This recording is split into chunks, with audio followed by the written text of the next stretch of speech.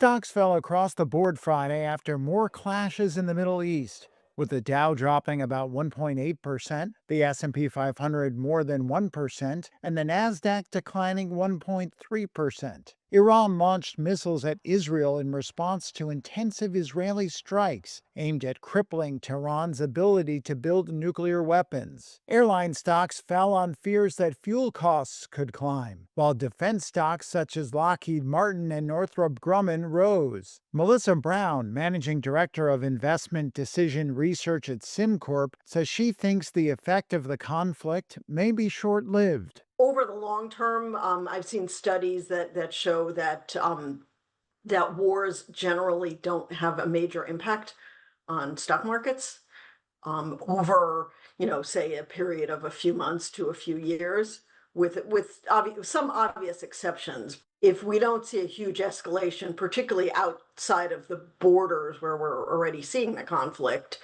um, I think that investors are going to go back to the idea that the Fed's going to lower rates, that we're not going to be in a recession. And even with somewhat higher oil prices, we managed quite well with higher oil prices for the past few years.